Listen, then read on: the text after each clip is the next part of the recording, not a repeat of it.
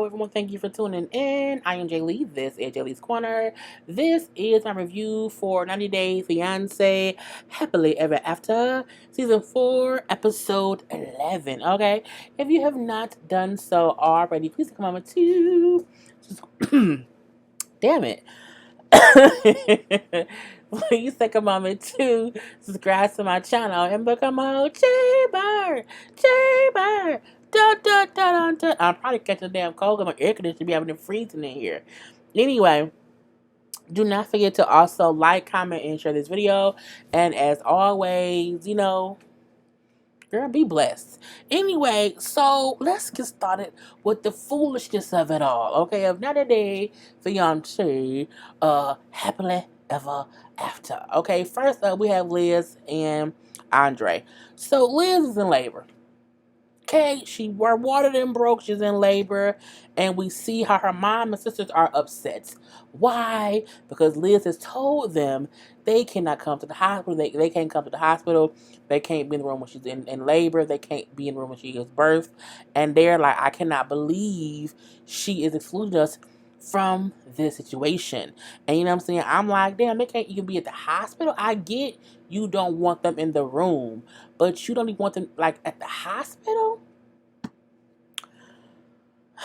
So her sisters and her mama is calling her phone. They're calling Andre's phone because she called her mama on the way to the hospital to tell her they couldn't come. So the mama then went and told the two sisters. I'm like, girl. And they like, we know this is Andre's fault. We know this cannot be what Liz would want. We know he had to be the one to put her upstairs. And I'm like, you're very right. You're very accurate with your depiction. So we then see, at the hospital, she's been in labor at this point for 16 hours. 16 hours, okay.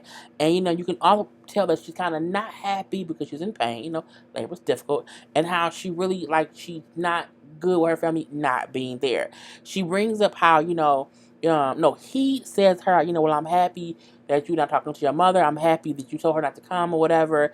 And, she it would be so much easier for me if my mom was here, but I don't want to, fight with Andre, so, it's going to be what it's going to be. And, she brings up how her mom had 7 children, and because her mom has 7 kids naturally, and she's having her baby naturally as well, she's like, I wish she was here to tell me what to do, because these contractions are getting painful, okay? They're hurting. So we then see that she had a baby, okay? A little baby girl, named her Eleanor. I'm like, Eleanor? Eleanor.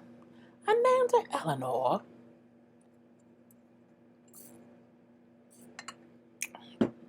That's her name. I'm like, if you say so. So we see that the baby's born and the mama there. I'm like, oh, the mama got there pretty quickly, huh?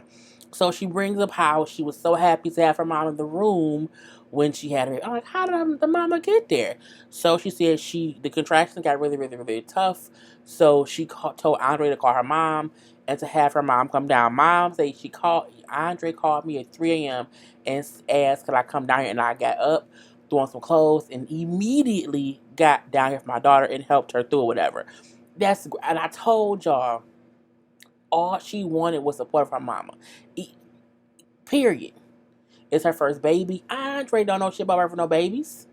Nothing. And even though he was as supportive as he is, he needs to understand that for a person who's close with their mom, you want your mom there for a certain milestone. So I'm happy that her mom did not miss out on that experience, and neither did she. Okay. So the sisters didn't get there. Oh, mom, hey, mom, you're here. Were you here the whole time? So they then find out the mom was there for the birth. So was it complete bullshit that you didn't want us here for the birth? And then they say, well, no, we did not want anyone here, but her labor got hard, so we called your mama at 3 a.m. She came down. They're like, oh, okay. They say, well, they also agree that it was great that the mama got there and was able to experience the birth of the baby. And the mama said, it's nothing like, seeing your grandchild being born. And I'm like, I agree. You know what I'm saying? Once you see your baby's born, it's just so amazing. So was that it? that was it. Andre wasn't much of an asshole. I mean, he was a little bit of an asshole when the sister walked in the room and he was holding the baby and they're like, "Oh, why are you like hiding her?" I'm just protecting her. But I get he was also joking a little bit, but also a little bit serious. So his dad wasn't there, her dad wasn't there. It was really just them two, her mom, her two sisters, and they seem to have not been there too long. They say how cute the baby is, how the baby looks like him, a cute version of him, I guess. And they then leave them there to bond with the baby. And I'm like, at least he didn't cuss and fuss and, blow no damn houses down. And at least he let the sisters and the mama hold the baby. Unlike the next couple we're going to discuss, Russ and Powell. I will say this. I do not like Powell as of right now. Okay, Powell as of right now is on my list. Okay, if you don't know what show that's from, girl, you're missing it. So we know they didn't have the baby. Okay, and now the baby is 3 weeks old. And so Russ's mom is coming to visit to see the baby for the first time. And this is gonna be the first time their mothers, Powell and Russ' mom, meets as well. So Paul brings up how, I still don't like it when people hold the baby. You know what I'm saying? The baby only needs mommy. And I'm looking like, who who can hold the baby? Who are you talking about? You know what I'm saying? She says how Russ needs to tell his mother that her time will be limited with the baby and saying, it's my baby. I said, this bitch here. I said, what? Look, I can see if you mean, if we have a nurse, if we have a housekeeper, the housekeeper can't be up here holding the baby. I get if you get Meyer ship delivered and you don't want your Meyer ship delivery person holding your baby. I get if you go into the doctor's office and you may not want the doctor to be holding the baby too much. I get how you don't want random folk holding your child. However, this is the baby's grandmother, okay? The father's mom. Paul, you a piece of shit for trying to make it seem as if his mama can't hold the... I said, oh, this heifer here. This heifer here, okay? She said, I do need help around the house. She can do housework. Bitch, what?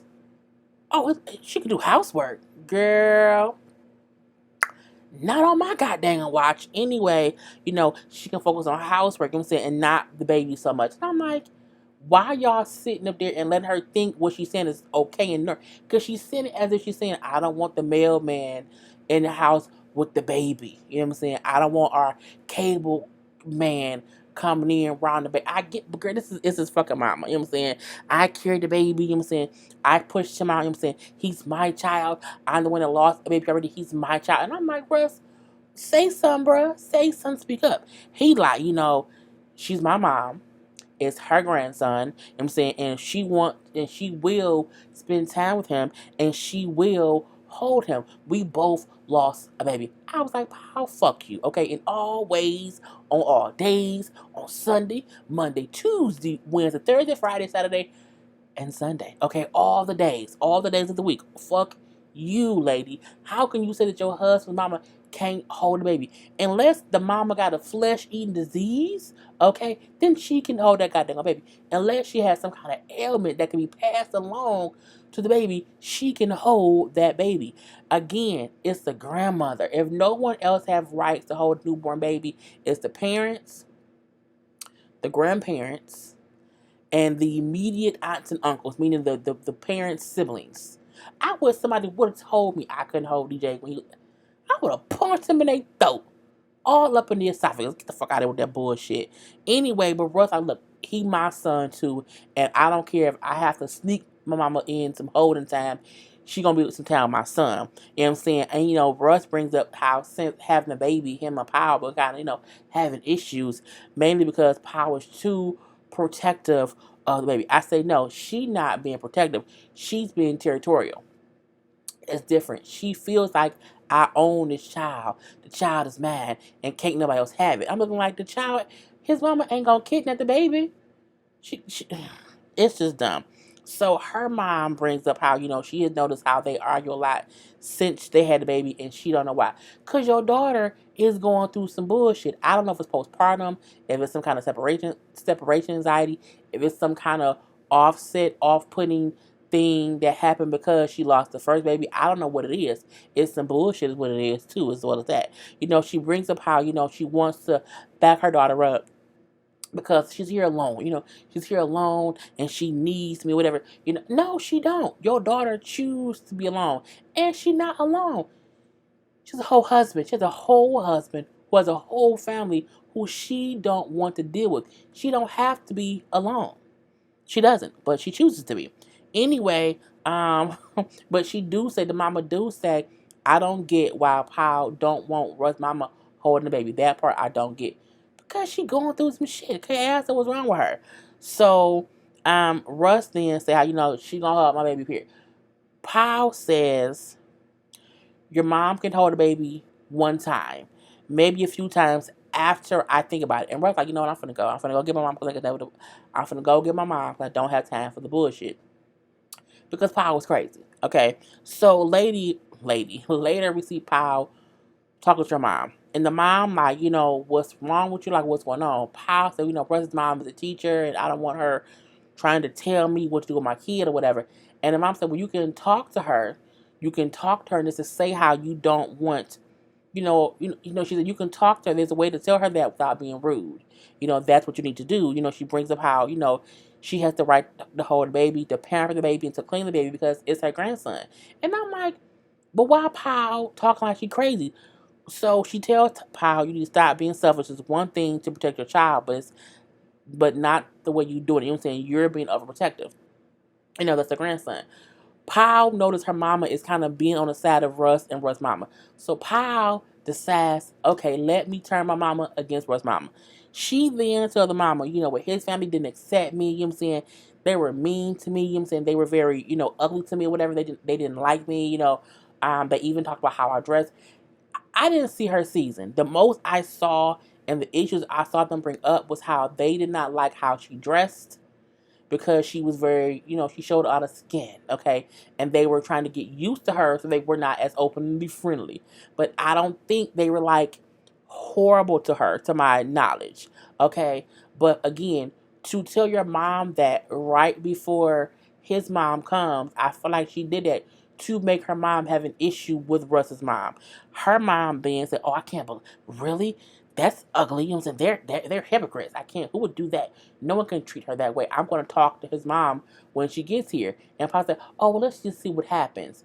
Now, Paul, you open up this can of worms, let it fly. I want Russ' mom to come there with a goddamn translator, okay, to let them know what's being said because the Paul is the only one that can tell our mama what's being said. I hope Russ or his mama get a translator, okay? Hire someone to translate shit because Paul on some bullshit. On some complete bull of shit. So we then have Jane Ashley, who I'm just so tired of them, girl. Oh, Jesus, I'm so tired of them. So we see she changing the locks on the door because she's upset. I don't want him having access to my house. Okay, fine. Her friend come over who was there last night and said, I just came over to check on her because, right now she was just being angry. She's angry. She's angry. And eventually she will break down and she's going to need some attention and some help. They both saying how Jay fooled everybody. He fooled us all. He fooled us, and I can't believe it. He did not think he would get away with it. I don't think Jay really fooled her. I think they both took this fling too far. They both said if it wasn't for the 90-day rule, they would not have got married. So to me, that means they both were fully aware of the fact they should not have got married. He did want to be in this country. He also liked fucking a white girl. But he then got over here and seen it was a whole bunch of other white girls or black girls. Okay, he seen it was a plethora of things to choose from. You wanna know why? Because he's 20. He's a fucking kid. But I digress. So as he brings up how he's been texting her all night, saying how he's angry, but he's also sorry, and how he's more angry that he did not get away with it. And I'm like, if you say so. So she say, I'm getting a divorce. I'm going to get a divorce immediately. I'm going to hurry up and get it done because I don't want to keep, just stringing it along. We then see her go see the lawyer. And then she sees the lawyer. And she says, well, I met him 3 years ago. And we started dating, overseas. I said he was 17 3 years ago. He was 17 and you were 29. You nasty. He was underage, okay? Girl, I can't. And now I'm like, okay, so now I get it. They be dating these people for all this time and then get on the show. But I didn't think about that before. But I'm like, if you met him at 17, you nasty. You're nasty. Anyway, the lawyer brings up how, okay, you can do two different type of divorces. You can do either a no-fault divorce where, it's quicker and there's no reason for the divorce, you just want it and it's quicker to be done. Or you can do a fault divorce, which does take a little bit more time, but you can put the reason for the divorce, and in this case, you will put that, he committed adultery. And so she said, I want to do, no fault. I'm like in car insurance? Because we have no fault car insurance here, and here in Michigan. And then, just because I want it to be done just as quickly as possible.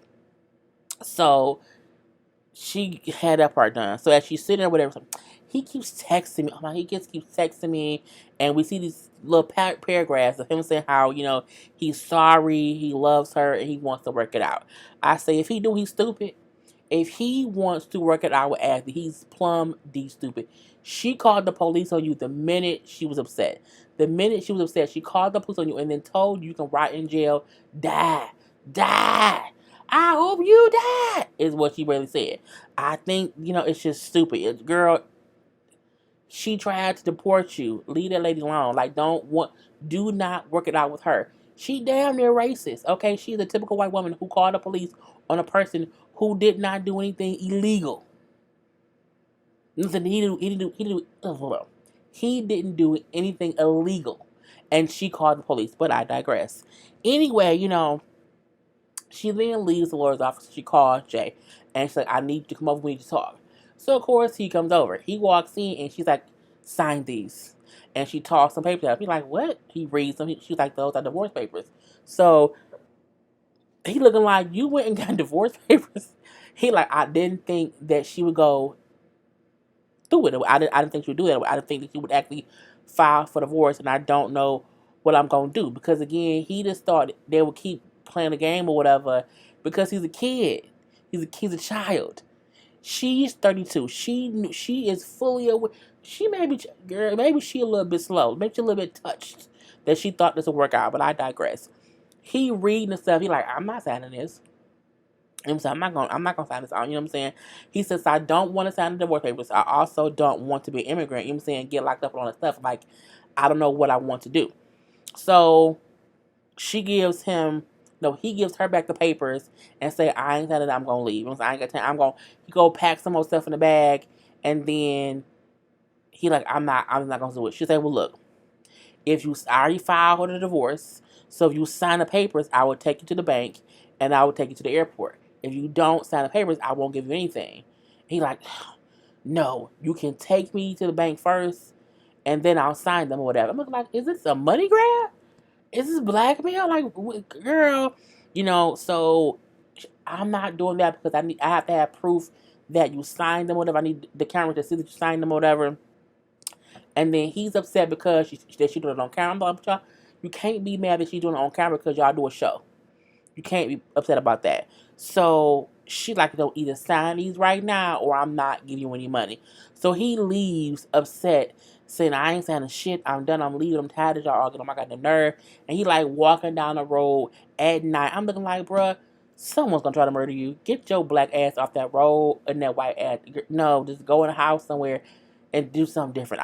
Cause I'm like, where did he go when he left her house? Like, go back there, but he may not be able to. So the producer's like, where you going? I'm tired of this shit. I'm just done. So he at the highway, like, trying to hitchhike. I'm like, no one's gonna pick you up, bro. They can't even see you in the dark. So he then said how, okay, I'll sign the papers. He said, but I will sign them only because I need the money she gonna give me. Like, I don't have anything here, so I have to sign them. I have to get the money from her. He said he's sorry for his mistakes or whatever, and he did not mean to, cause her heartache and pain or whatever, but he just wants to move forward, and if she don't want to stay with him, like, he gotta figure something else out. So he goes back to the house and he does sign the papers.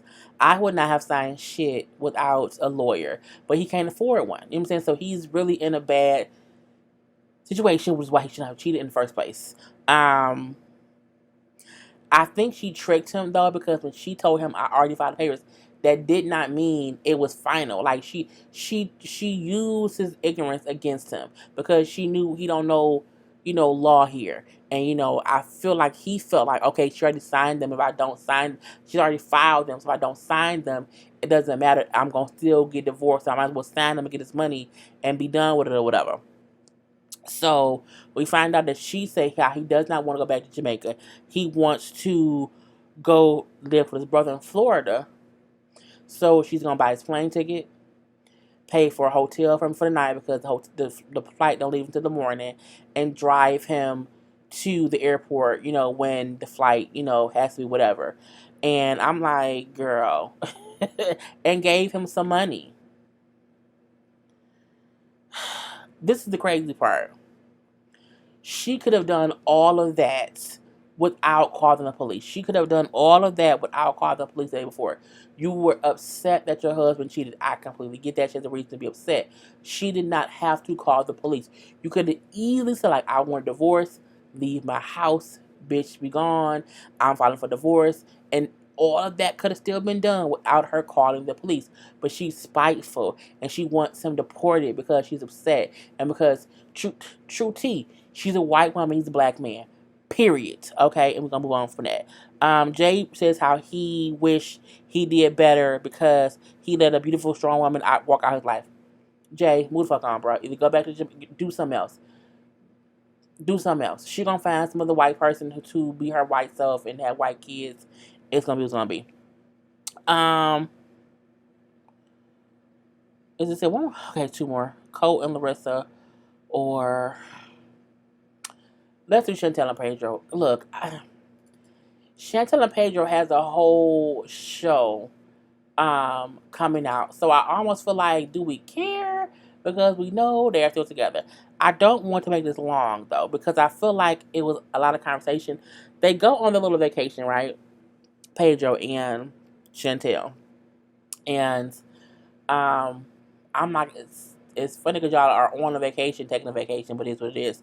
So Pedro takes her to the spot where they first went the first time she came to the DR, and the first place they had sex. I'm like, well, that's a lot of firsts, okay? She came here for the first time and had sex with him for the first time at this little villa or whatever. So they go and sit by like a little beach or whatever. They up there chit chat. Pedro says how he needs to be more like a team. They need to be like a team together, like a team us, and stop being so separate. You know what I'm saying? He brings up how he knows that their families were mainly the ones who interfered in their marriage, and how it kind of messed everything up. I agree with that, and I didn't even see their season. I feel like their issue was more their families than them. I feel like without the family's bullshit, they would be cool. But because they both feel like they're being pulled and tugged from, him and his mama. I mean, him, his mama and his sister, and then her parents, and whoever else or whatnot. It's a bunch of bullshit. So Chantal tells him how, I'm saying, no, I will talk to my family about letting things go. And I feel like you should do the same with your family. And we do that, then we can kind of move forward. He's like, deal. I'm 100% committed to this relationship, and I'm so sorry about dancing with that girl who was my friend from college. I'm like, friend from college?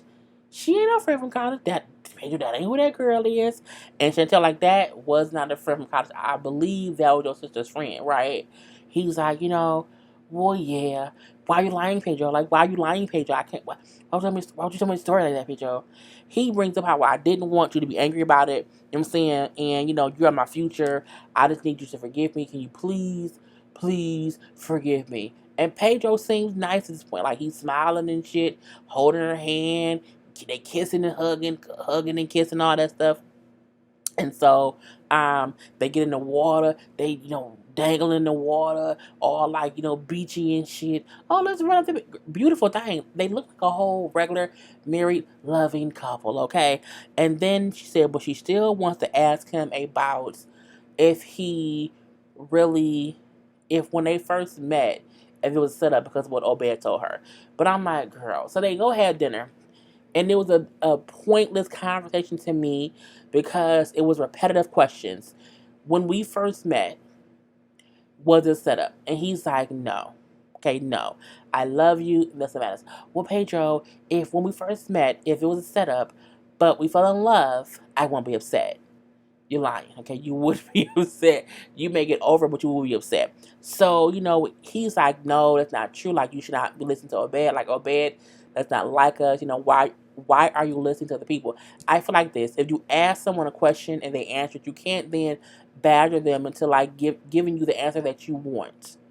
Okay? If all you care about is if he truly loves you, and if you believe, as she said, she believes he truly loves her, then how y'all met shouldn't matter. Because you're saying, I won't be upset if you were trying to meet some American girl and get married and it just happens to be and you happen to fall in love. If you don't care, then stop asking the question. Just stop asking the question. So they chit chatting or whatever. He like, look, I already told you I love you, and that's I love you. I'm gonna be with you, whatever. And boom, I'm not because girl, it was so much back and forth. It was kind of crazy. You know, he do say, Chantal, you know, if my family and me were trying to marry me off to someone. If my mom and my sister were trying to marry me off to an American, when you came here, they would have been nice to you. They would have been so nice to you to make you marry me. Why would they be an asshole to you? They're trying to make us break up. If it was set up, why would they be doing that? I'm like, that's kind of true. He said, if it was a setup, they would have met you the whole time you were here. It would have been friendly stuff. It wouldn't have been what it was. I said, that's true. They would have been kissing her ass to get her to marry him simply because they just wanted him to have a green card. So I'm like, whatever. He says how, you can't believe anyone else. I'm saying, and I love you. Girl, it was seem too much. So Chantel said, okay. But she still says she still believes his mom and sister had a plan and maybe Pedro didn't know. Girl, what is the fuck is that? This is the issue. You keep wanting to bring other people in. Girl, just leave us the fuck alone. You know what I'm saying? So she said, okay, if you want us to be together, whatever, you can prove it by coming back to the States with me. Okay, if you do that, then we all good. He said, I will do that, yes, because you're my wife, and I want to prove that you are first in my life. And I said, well, that's fine. We then see them have dinner with his mom and his sister. And again, a lot of repetitive bullshit. His mom and his sister still feel like Chantel, her family are wrong, that whenever they have issues, Chantel runs her family, and it's bullshit there and bullshit there. Now, Pedro and Chantel say how, they had a talk, and, how now they know the issue was they can't deal with their family shit. They have to deal with each other. Even if someone does something within the family, they can't go back and talk to the family. They have to talk to each other to work things out. And that's what they realized they had not been doing from before. They kept kind of just taking sides from their own family versus addressing shit to each other and then not letting the family dynamic, be a whole bunch of bullshit. So Pedro then said, well, I agree too that, some of that was partly my fault too. His mama then say, you didn't girl. Well, mouth could dry. I stutter a little bit. You didn't do anything wrong. You didn't do anything wrong. And you are the man. Okay, you're the man. You need to drive the relationship. And I'm like, what? What? So he said, well, I am the man, but I'm not going to be sexist. Well, you can't be sexist, but you also can't be a mama's boy. I'm like, Mama, why did you call your son a mama's boy? I'm like, what is going on here? So Chantel, like, look, y'all are entitled to an opinion. You are. But you don't always have to express it. You know what I'm saying? I'm not going to, let him 100% run this relationship. I'm not going to do that. I'm an independent woman. I'm not going to do that. I'm like, go ahead, girl. He's like, that was rude. You know what I'm saying? I would say that. I'm like, she like, translate, please. He translated her saying, you know what I'm saying? You can have an opinion, but you don't have to always voice it. He then said, she said, you can have an opinion, but just shut up. I'm like, that ain't what she said. That's not what she said. It's not what she said or how she said it. She said it's where I'm not saying don't have your opinion, but don't feel like you have the need or the your job is to tell us all your opinions about what you think we should do. Don't do that. And I'm like, they shouldn't. You know what I'm saying? So Chantel tells him like, you don't have the right to tell me what to do in my relationship, even though he's your son, he's my husband. I'm like, girl, y'all are it's just so much back and forth. The sister brings up how she just wants Pedro to be happy. And Chantal say, well, why would you trying to break us up if you want us to be happy? Like, and why would you, you know what I'm saying, show me that video? Well, she don't like Chantal. Point blank, period. Well, Chantal, you are the problem. You know what I'm saying? I'm like, look, fuck the sister. I don't have time for the sister. She gets on my goddamn nerve. The mama and the sister, I'm like, I can't even imagine how bad Chantal's family is if this is how bad his family is. I'm like, girl, I don't know if I'm going to be able to watch and review their show. Anyway, Chantal says at the end of the day, all me and Pedro need to worry about is each other, and you two need to worry about yourselves. Okay, worry about yourselves. I'm like, Lord Jesus Christ. So the family to bring up how to Pedro, it's your choice if you want to stay with her, and be with her. Or you can stay here. You can stay here for a week, a month, a year, or however long. Okay, you can just do that. Like, it's your choice. You're the man. He said, look, I'm going back to the States with my wife. I said, well, go ahead, Amber. Go ahead, Amber. And that was all of that. I'm like, girl, it just be team too much with them. And last but not least, our favorite hating couple, okay? Larissa and Colt. So Larissa says that her case was dismissed. However, because she's upset with Colt and his mama, she not gonna tell them that it was dismissed. She kept it to herself. Okay. So Colt knew because he looked at it, online or whatever. But we see, so Colt told Debbie. So now we see Debbie is still playing driver, driving Miss Daisy around these parts, and she's driving Larissa to the store. I'm like, I don't get on what planet does it make sense to have two women who don't like each other be riding around together all day. I just don't get it. Debbie did not look happy riding around with that lady. They don't like each other, and they both being quiet, but also giving like death stares across the little center, the car, or whatever. So, Debbie issue is, she just don't like how Larissa just like kind of won't talk about stuff or whatever, and they don't like each other. They don't like each other. So in the car, they're both quiet, okay, because she's just driving her to the store. The Larissa start going in on Debbie. Why are you so passive aggressive? Why are you so mean to me or whatever? You know what I'm saying? You be slamming doors and stuff. And I'm looking like, y'all are driving in the car. What the are you talking about? Like, where did this conversation come from? And they be like, passive aggressive. Like, what do you, I know what you're talking about. Girl, stop talking to me or whatever. You tripping. I didn't slam the doors. I'm just going to stop talking to you. Like, don't talk me around. Leave alone. Debbie was making it clear, I don't want to talk to you right now. I'm not passive aggressive. Leave me be, bitch. Let me drive you to your destination. Leave me be. So they driving. Larissa keep messing with Debbie. You know, uh, and Debbie was like, leave me alone. Stop fucking talking to me. Debbie was bad. I get you don't want. I already don't like you, and I'm having to drive you around. Stop nitpicking with me because again, Debbie wasn't doing shit in that moment besides driving. Okay, besides driving. Larissa then say, "Me and Colton are gonna move away from you. Like we're gonna move far, far away." You know. Debbie like, I don't care, Larissa. I don't like you. I'm gonna move away from you. You know what I'm saying? I'll move far, far away. You know what I'm saying? I'm tired. I don't know what your mood swings. I'm tired of it. I'm done. I'm done. I'm like, I think she done. You know what I'm saying? The rest of it is something like, I'm sorry that I wasn't born. She said, I'm sorry I wasn't born like Angelina Jolie and feel beautiful enough all the time. I'm like, what does that have to do with the price of tea in Oklahoma? Nothing. Nothing, girl. So at this point in time, they get to the store and they like, get out the car. Out the car, get out, and get your own ride home. And she like, what? Debbie's crazy. She stops here. I'm like, girl, no. Debbie get out her car, talk to the producer. I can't take her shit anymore. Like, I don't want to talk to her anymore. Get her out of my car. She's a bitch. I can't stand her. She's going using all the cuss words. She's using all the good cuss words because she's pissed. I 100% agree with Debbie. I think even though Colt and Larissa are both crazy and they both have issues. I do feel like Debbie sometimes is put in the middle, and because her and Larissa don't get along, she's still forced to like drag Larissa around, which then allows Larissa to be an asshole to Debbie. Not on my watch. So the producer's like, you should, yes, get her out of my fucking car. Get her out of my car, whatever. I'm done. I'm done. I'm going home. I'm like, I would have, look, get her out of my car. I don't care how the fuck she gets home.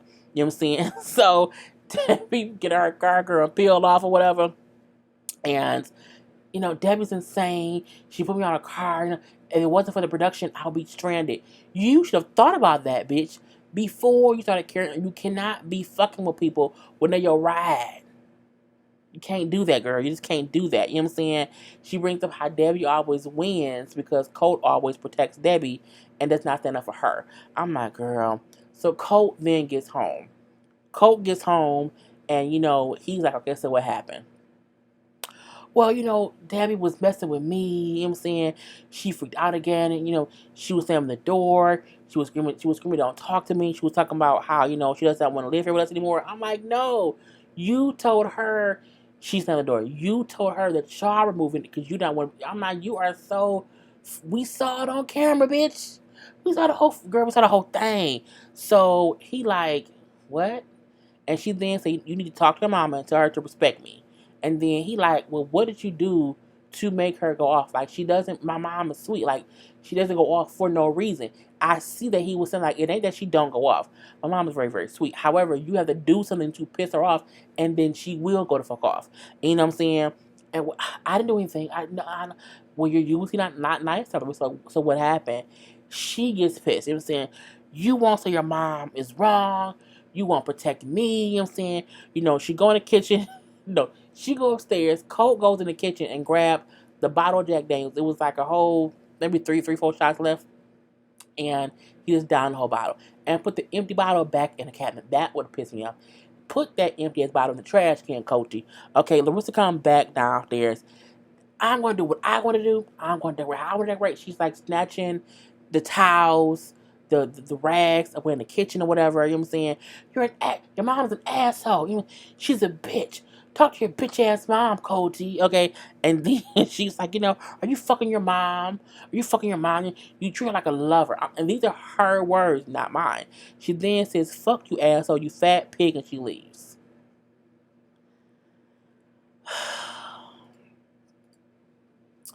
People commented on my reviews last week and said, you always say how with Larissa, Colt is also manipulative. I'm not saying he isn't. What I'm saying is Larissa shows her batshit craziness all day.